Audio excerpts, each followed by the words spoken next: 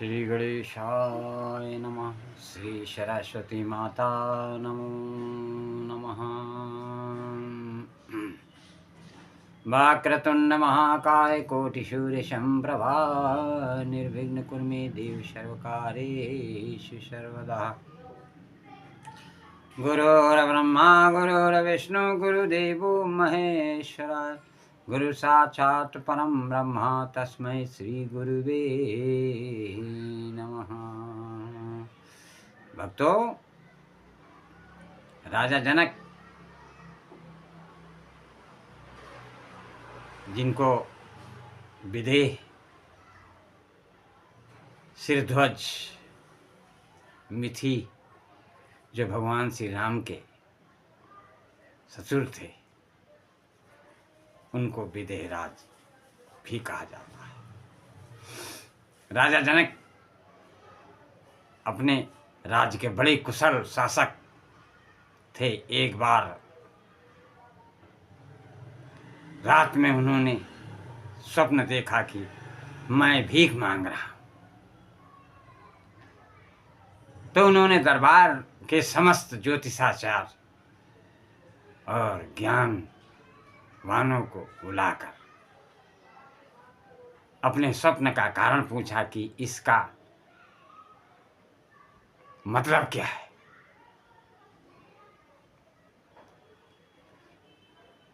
सुनकर सभी ज्ञानवान और ज्योतिषाचार्य लोग कोई जवाब नहीं दे सके। उस पर गुस्सा होकर राजा जनक ने सबको जेल में डलवा दिया और मंत्रियों से कहा कि जाओ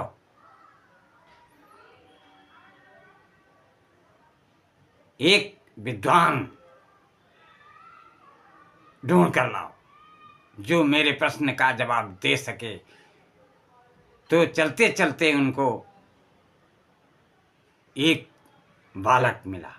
उसने कहा कि मैं राजा के सवाल का जवाब दे दूंगा। सभी लोग आकर राजा से पूछने लगे कि एक सज्जन हैं जो कह रहे हैं कि मैं राजा के प्रश्न का उत्तर दे दूंगा। राजा ने कहा दरबार में बुलाकर लाओ। तो उनको बुलाकर मंत्रियों ने राजा के सम्मुख प्रस्तुत किया। राजा बहुत तेज से हंसने लगे। उनको देखकर सब दरबारी भी हंसने लगे, क्योंकि वे अष्टावक्र थे। क्योंकि वो अष्टावक्र थे। उनको टेढ़ा मेढ़ा शरीर, उनका टेढ़ा मेढ़ा शरीर देखकर राजा और उनके दरबारी इसलिए हंसे। जब सब लोग चुप हो गए तो अष्टावक्र जी उसके बाद बड़ी जोर से हंसे। तो राजा ने पूछा कि आप क्यों हंस रहे हैं। उस पर अष्टावक्र ने कहा कि मैं तो इसलिए हंस रहा था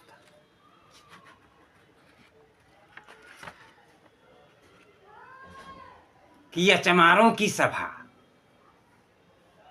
क्योंकि मैं सब लोग, क्योंकि यह सब लोग लोभी हैं। इनको चमड़े की पहचान नहीं है। मेरे टेढ़े मेढ़े चमड़े को देखकर ये सब हंस रहे हैं। ये चमारों की सभा को देखकर मैं हंस रहा हूं, क्योंकि शरीर को देखकर आप लोग हंसे हैं, गुण को नहीं देखा। उस पर राजा ने माफी मांगी एवं अपने सवाल का जवाब मांगा। तो अष्टावक्र ने कहा कि महाराज, सवाल बताने से पहले मुझे आप दक्षिणा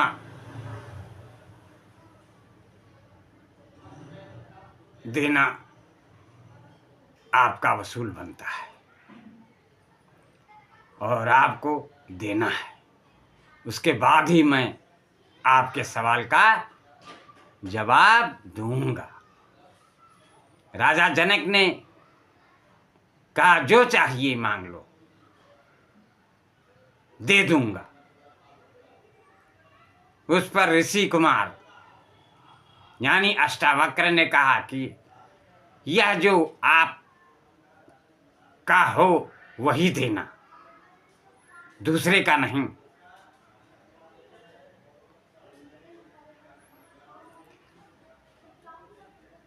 राजा ने कहा, सोने की मोहरें, चांदी की मोहरें, गाय, भैंस, घोड़ा, आधा राज्य सब दे दूंगा। मेरे प्रश्न का जवाब दो, जो आपका धन लेने की इच्छा हो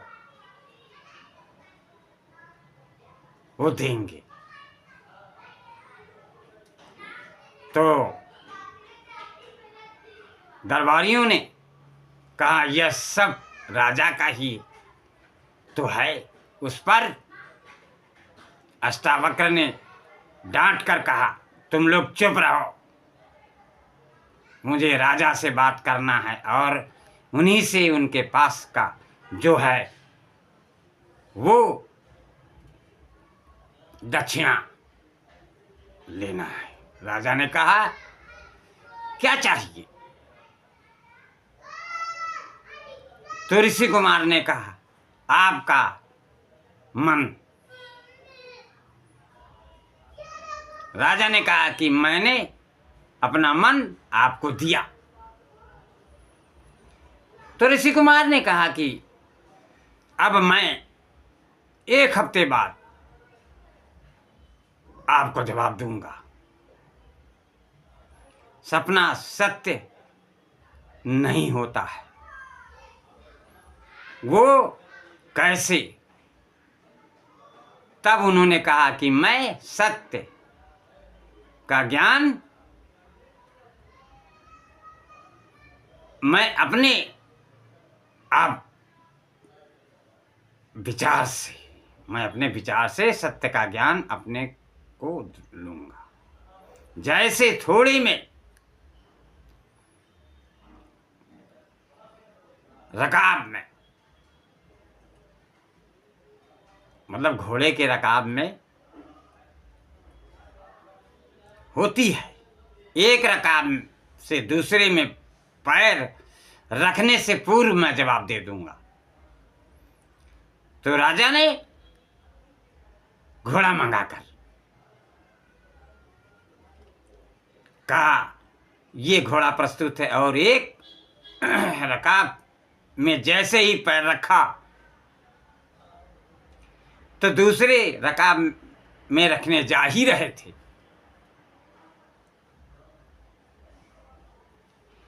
तो ऋषि कुमार ने कहा, रोक दिया। कहा कि क्या मैंने आपको दूसरे रकाब में पैर रखने के लिए कहा? बिना पूछे रकाब में पैर दूसरा कैसे रख दिया?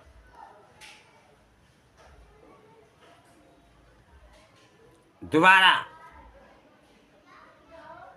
एक रकाब में जैसे ही पैर रखा तो कहा, जब तक मैं न कहूं दूसरा पैर न रखना तो राजा एक पैर से ही टंगे रह गए।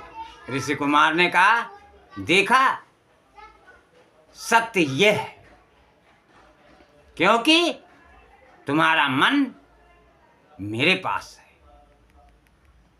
जो सत्य देख रहे हो और कह रहे हो, तुम हो। इस तरह से राजा को स्वप्न का ज्ञान हुआ।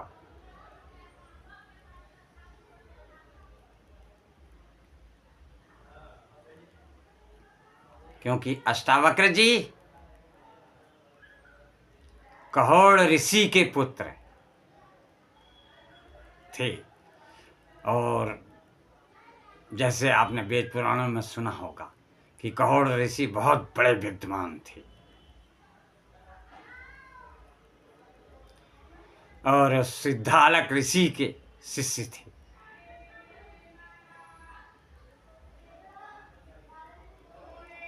मतलब कहोड़ ऋषि जो थे वो दालक ऋषि के शिष्य थे।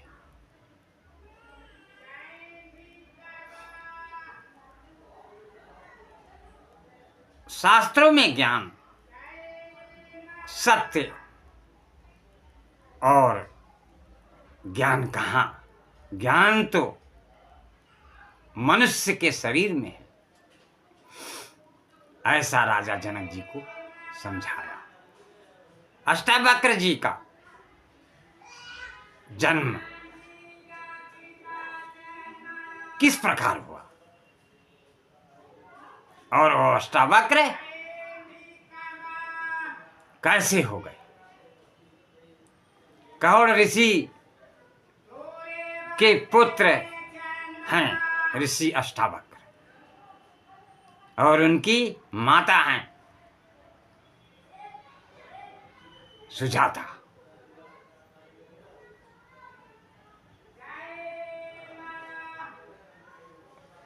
सरस्वती को देखा। कहोड़ ऋषि ने सरस्वती को देखा था और उनसे बात भी की थी।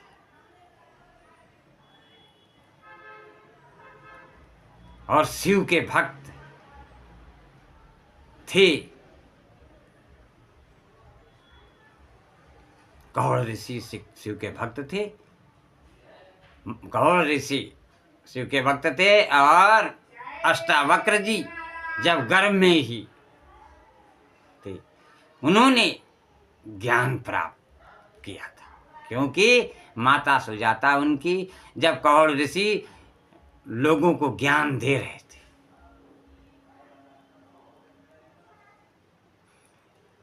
तो उनकी माता जी वहां बैठ के सुना करती थी। इसलिए उनको अष्टावक्र जी को गर्भ में ही माता के ज्ञान हुआ। एक बार उनके पिता ज्ञान दे रहे थे, उसी समय अष्टावक्र ने कहा, पिताजी आप गलत कह रहे हैं। सत्य और ज्ञान तो इंसान के अंदर हर समय उपस्थित रहता था। इससे गुस्सा होकर कहोड़ ऋषि ने अपने पुत्र को श्राप दे दिया। आयोजन के समय राजा जनक के यहाँ आयोजन के समय शास्त्रार्थ में कहोड़ ऋषि हार गए थे, इसलिए राजा ने उनको जल समाधि दे दिया था।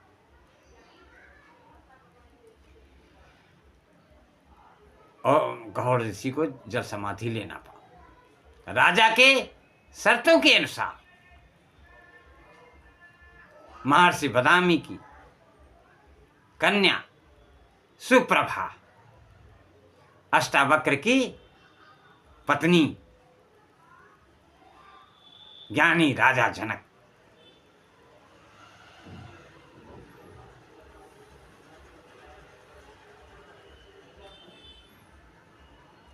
के दरबारी हुए।